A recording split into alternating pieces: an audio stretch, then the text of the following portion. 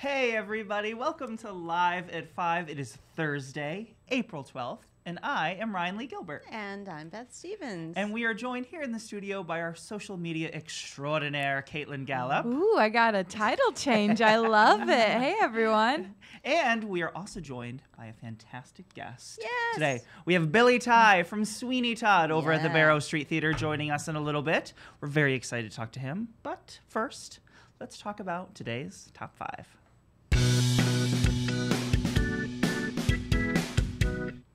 All right. So the most exciting news we got this morning was we found out who's going to announce the Tony nominations this year. Was And- this the most exciting news you got? What it means is it's coming. Yeah, It's coming. exactly. They're here. May 1st, the people who volunteered to get up super early, because they Including announced us. it at 8:30. Well, we don't really volunteer. It's our job. What are Leslie Odom Jr. and Katharine Mcphee? Now, what do they have in common, you ask, besides both being on Broadway at different times? Well, they starred together on Smash. Smash! Of course. Of course, Katharine Mcphee is starring in Waitress right now. She's opening that. And Leslie Odom Yeah. Jr., former Broadway.com vlogger and Tony winner. I think that's the correct order. Yeah, I Right. think. This that's is what I May remember. Yeah. 1st at the New York Public Library for the Performing Arts at Lincoln Center. So exciting! I can't Excited. wait. It's a I mean, lot. we talk about it all the time. Yeah, we start predicting in June for the next right. year. We Yeah. chat You know, about it. it's Chat normal. about it. Yeah. Normal. I mean, but now. So do you know I'm going to quiz you. Please. I told you I was going to. You did. You did warn. I did. I warn don't you. know if I did my Do you homework. know who they played on Smash? Like their names of their characters. That's right. That's the question. It's, I didn't think you knew. Sam Strickland and Karen Cartwright. You Karen are Cartwright. welcome. I did know Karen Cartwright. I was just, I was scared. I don't test well. I'm sorry about that. That's all right. That's all right.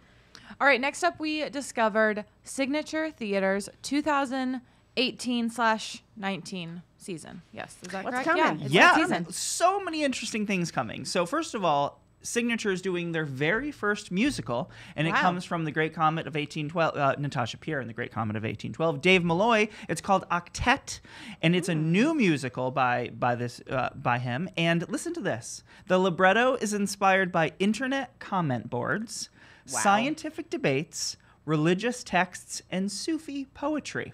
If that's not an So- example of high-low. Right. Dave Malloy takes something and he just makes this musical masterpiece it. out of it. So we're very excited about that. Very good. Lynn Nottage, 2-time Pulitzer Prize winner Lynn Nottage, Yes. Sweat and Ruined. She's got 2 comedies playing the Signature Oh, cool. Theater, right? The first one, Fabulation or the Re-Education of Undine, will be playing there. And then a new comedy, by the way, Meet Vera Stark.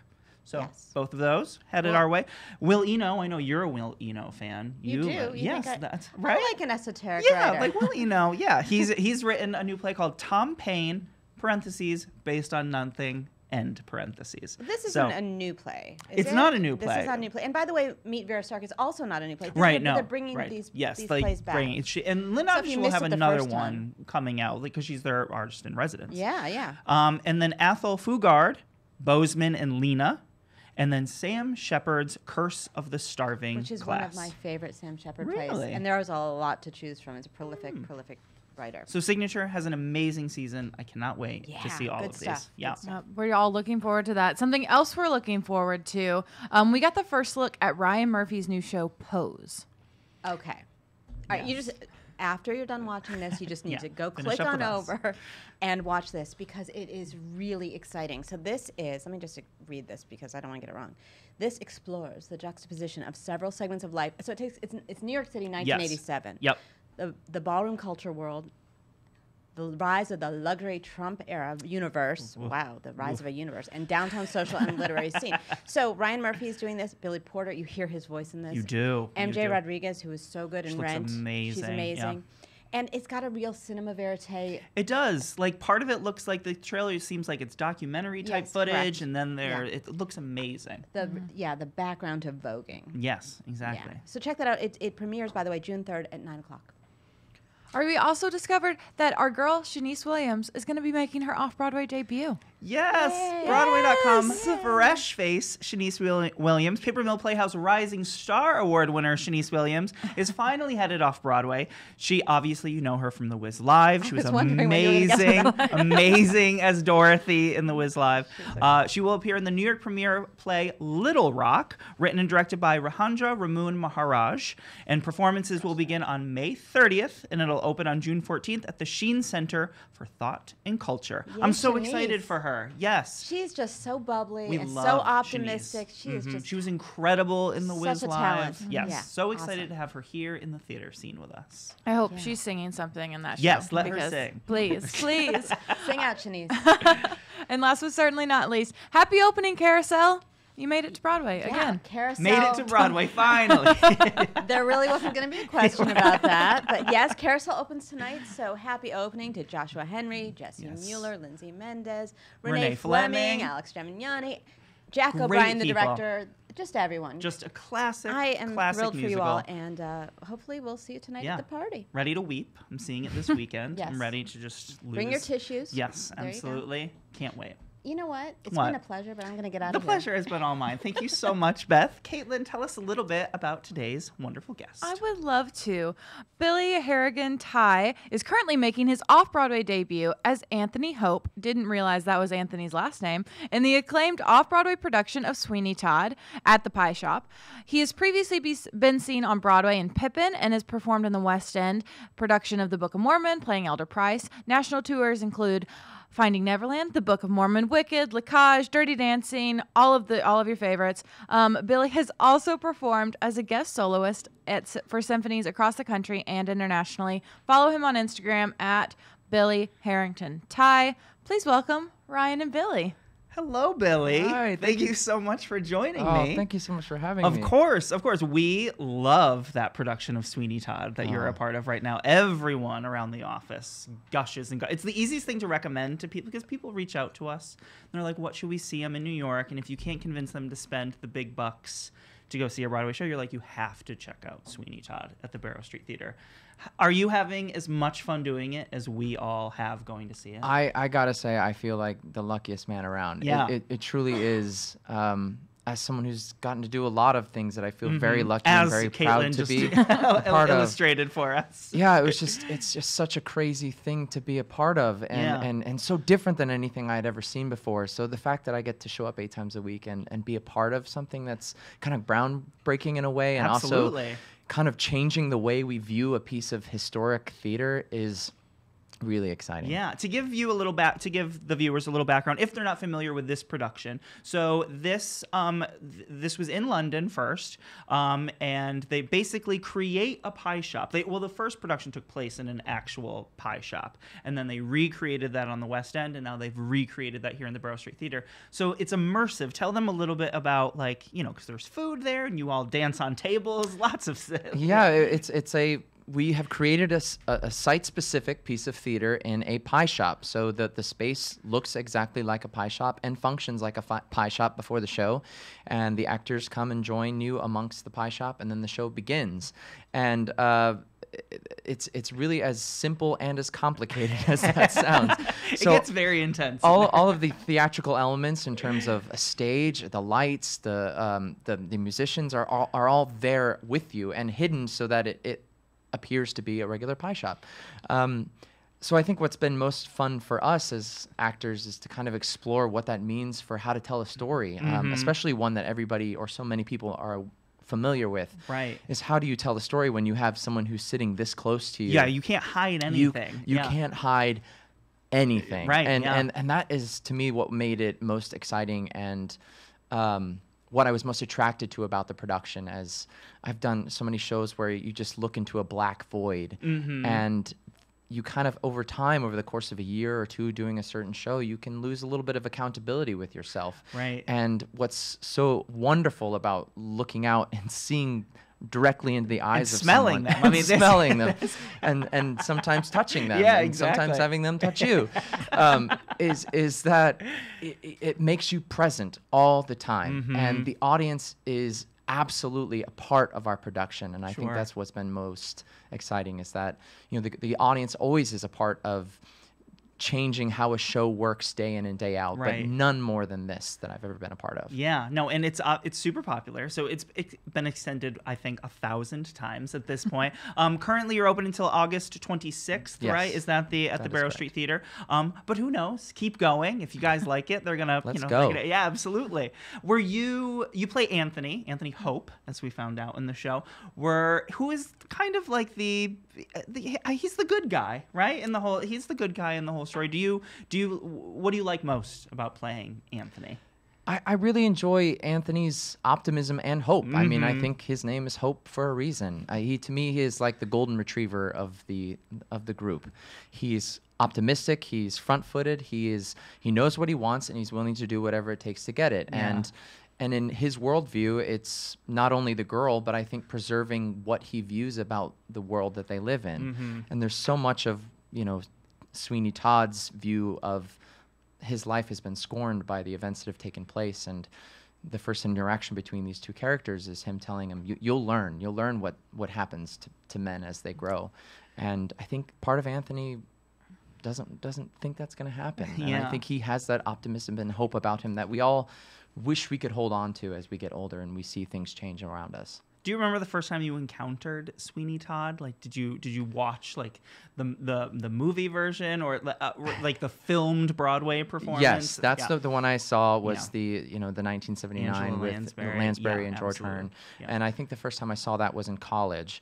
The only other instance I had that was the movie Jersey Girl. There's like Oh right.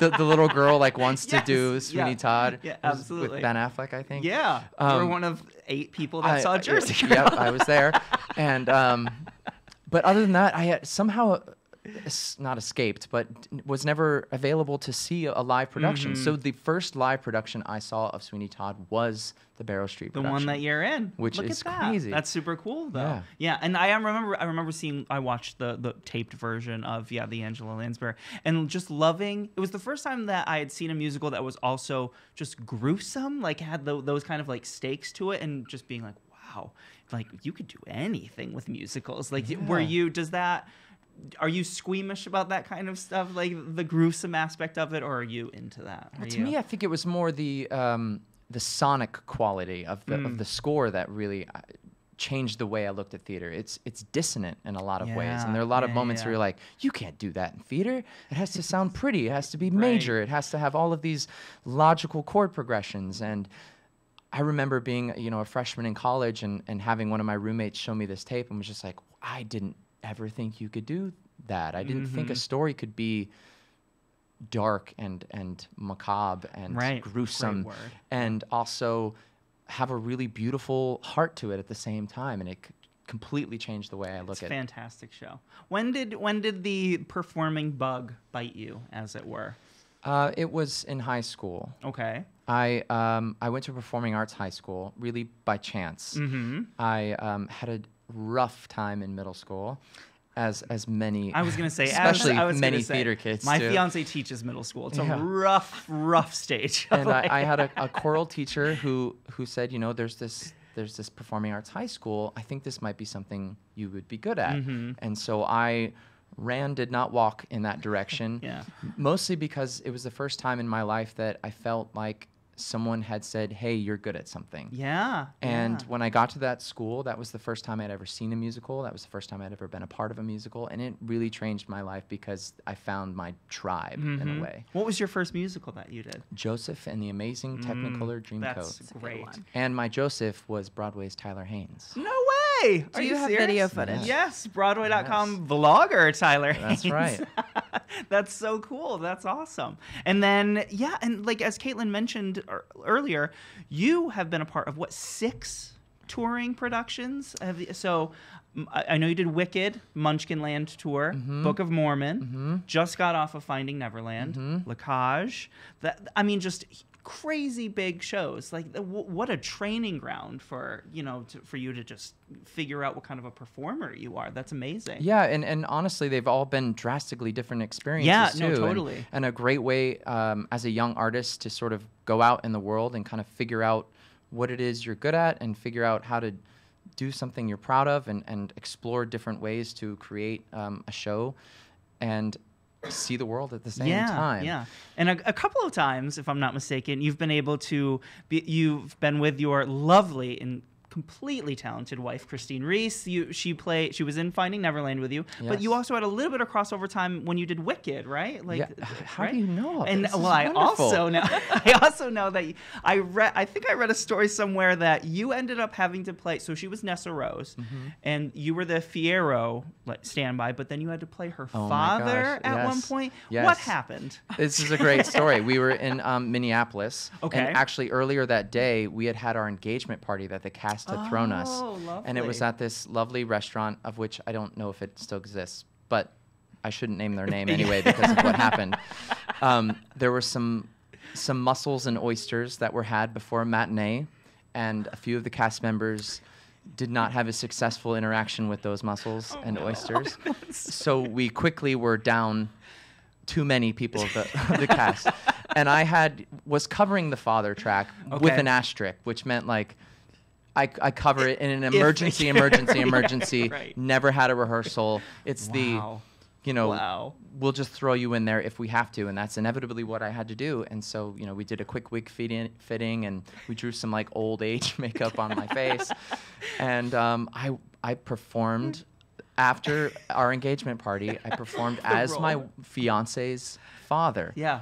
That gets tucked into the That relationship is history yes, book. and I have a great photo that I should show you later. And I want to take some questions from viewers, from all you guys in a second, but I do want you made your Broadway debut in Pippin.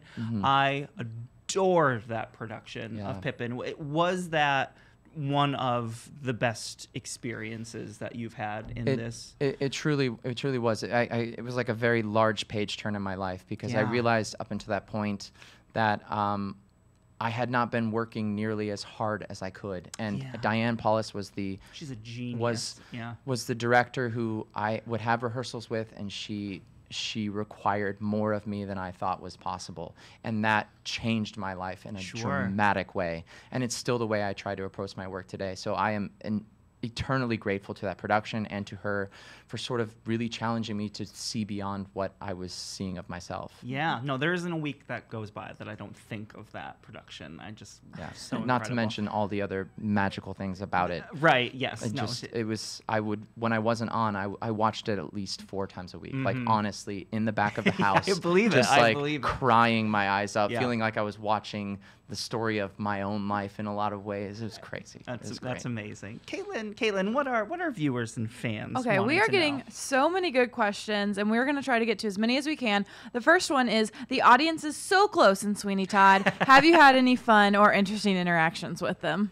You did mention people who try to touch. We have. Well, and sometimes inadvertently too, because there's some things that happen where I fall onto the table a couple of times with my back to the table, so I can't really see what's there until it happens. And, I fell on a gentleman's arm just a couple shows ago, and he slowly tried to gracefully move it out from underneath me.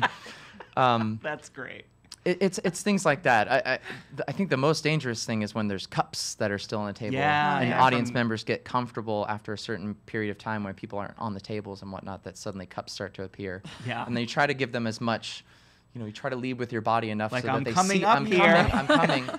But actually, the night I saw it, there was a water bottle on the table, and Hugh Pinero just launched it because he was doing the end of the first act, and he just kicked it, and it went sailing across the room, and it was very Magic. cathartic. Yeah, I was enthralled. That's I was fantastic. like, yes, this is what it's. I Yeah, watch your honestly fingers. thought that maybe there was a plant water bottle for that very Just for him purpose. to Yeah. launch it. That's Yeah. amazing. Peyton wants to know, what did you enjoy most about touring with your wife and Finding Neverland? For me, I think it's really about getting to work with someone who you know inside and out and trust entirely. It's wonderful to kind of explore your craft with someone who knows you that well. And, we played husband and wife on stage, and our relationship in that show, if you're familiar with Finding Neverland, is not great. Right. Right. So she got to yell Not at me ideal. 8 times Yeah. a week, which was really fun because I think we got to explore a lot of aspects of our life. Mm-hmm. It was meta in a way, not that she's yelling at me all the time, but that we get to sort of pretend to be these people, but they always are ourselves at the same time. And we can really lean into that because we trust each other. And I think there's something about, especially when you're working and doing scenes where you're angry, that you kind of you want to lean away. You try to go as far as you can, but there is that light in the back of your head going like, but I don't know them that well. Like, I don't want to hurt their feelings. At least that's how I feel. Totally. But I think it's really about exploring trust over on stage. And did you ever get to play where she was Sylvia? Did that? She did. So how did that change the dynamic? That was that relationship is better. Yeah, that to me was honestly the highlight of the tour for me. It was getting to do that with her, and I'm trying not to get to that place now, but to be able to sit and watch my wife and fall in love with my wife on stage, and then to watch this beautiful scene work and this.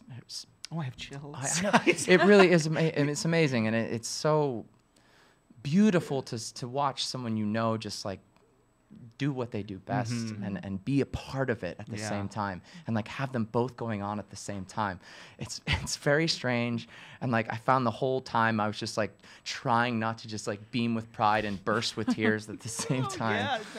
It's such a beautiful role and such a beautiful show. I can absolutely imagine. All right, Sarah asks, any advice that you have for people that want to perform on Broadway? And she says, by the way, I saw you in Finding Neverland in Atlanta, and you were fabulous. Hey, my hometown. The Fox Theater. Yes. That's amazing. The advice that I actually try to live to by myself is that I think what we do as artists is we're constantly growing, we're constantly changing as we're getting older as well. And I think if you ever think you're done, you couldn't be more wrong. I think the artist I am now is drastically different than the artist I was before I started Sweeney Todd. And it's everything I do is informing the person I am becoming.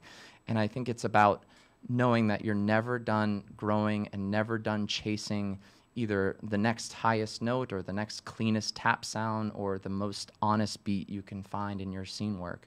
It's all about continuing to strive to be better and more truthful in what we're doing. Are you a big would you say you're an advocate for training? Like, is that a big... Yeah, absolutely. I still take voice lessons. Maybe not as many dance lessons as I should be anymore, but I think it's an ongoing, and it should never stop, because if you do stop, someone else will do it for you and will take your job. You're always surrounded by people that do it just as well. Yeah. Wait, where was this question? Oh, Elise wants to know, besides Sweeney, what is your favorite Sondheim musical? Oh, Into the Woods. Really? Yeah, Into the Woods, yeah. And that recently voted Broadway.com fans wanted that to be the musical to come back to Broadway. Yeah, Into the that Woods. would be great. Is there a role Into the Woods that you'd love? I mean Baker. Well, I think I would love to do either of the Princes. Really? Yeah, the Princes are fantastic. Yeah. It would just be silly fun, I think. No, absolutely. All right, and final question. Tyler wants to know, is there a song in Sweeney Todd that you wish you could sing / perform that I guess you don't already? Oh, yeah, Priest. I mean, I was hoping you'd say I mean, it's top 10, if not top 5 of the best songs ever written. Tom Sesma says if Stephen Sondheim didn't write any other lyric except for shepherd's pie peppered with actual shepherd, he could have stopped right then and would have been successful. His pen down. That's it. That's my contribution. Nailed it. No, such a great choice. So I think it's the most wonderful thing to see them do it and to see how the audience reacts at the end of the first act. It's just magic. Right. Well, Billy, thank you so much for coming here and chatting with us about Sweeney today. Make sure you go see Sweeney Todd at the Barrow Street Theater. As of right now, you have through August 26th to see it, but keep going. Let's see. You're on social. Can they follow you? Where should they look out? Yes, I am on Instagram at Billy Harrigan Tighe. All right. Follow me. Fantastic. Yeah. Billy, thank you again so much. Thank you. Caitlin, take us out. All right. Thank you all so much for watching Live at 5 today. You can listen to this interview and every single other Live at 5 interview we've done recently on our podcast. Just search Live at 5 on Apple, on Google Play, wherever you get your podcast. And tomorrow, join us for a very special Friday edition of Live at 5 with Allison Luff from Escape to Margaritaville. Have a good night, everyone.